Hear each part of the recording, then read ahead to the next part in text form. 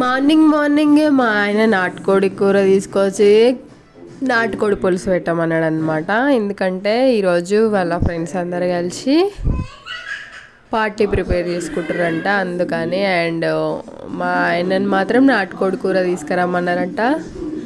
So తొందరగానే వండేస్తున్నా. And తొందరగా ఉడకాలంటే మనకు ఫస్ట్ గుర్తొచ్చేది మనకు కుక్కరే కదా.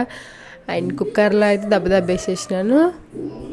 అండ్ దీని ప్రాసెస్లోకి వచ్చేస్తే ఏంటంటే, ఆయిల్ వేసిన తర్వాత కొంచెం షాజీరా వేసి, బిర్యానీ ఆకేసి, పచ్చిమిరపకాయలు వేసిన తర్వాత ఆనియన్స్ కూడా ఇందులో వేసి మంచిగా బ్రౌన్ కలర్ వచ్చేంత వరకు ఫ్రై అయిన తర్వాత అల్లం వెల్లిగడ్డ పేస్ట్ అండ్ పసుపు వేసిన తర్వాత మంచిగా కడిగి పెట్టుకున్న నాటుకోడిని కూడా ఇందులో వేసిన తర్వాత అవి ఉడికిన తర్వాత కొంచెం వాటర్ అంతా పోయిన తర్వాత అందులో టమాటా అండ్ పుదీనా కొత్తిమీర కూడా వేసుకున్నాను అనమాట.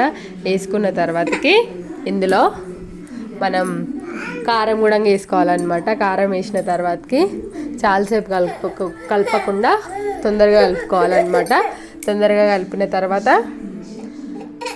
ఇందులో చికెన్ మసాలా కూడా వేసి అంతా ఒకటేసారి కలిపి కుక్కర్కి మూత పెట్టుకొని ఒక 6 విజిల్లు వచ్చే వరకు నేను ఉంచానమాట. వాటర్ తగినంత పోసుకోవాలి. అండ్ పులుసు అయితే మస్తు టేస్ట్ అవుతుంది, మీరు కూడా ట్రై చేయండి. అండ్ నాటుకోడి కూడా ఫ్రై కంటే పులుసే బాగుంటుంది. నాటుకోడి పులుసు అయితే దేంట్లోకైనా సూపర్ కాంబినేషన్, మీరు కూడా ట్రై చేయండి. అండ్ నా వీడియో కనుక మీకు నచ్చినట్లయితే నా ఛానల్ సబ్స్క్రైబ్ చేసుకోండి.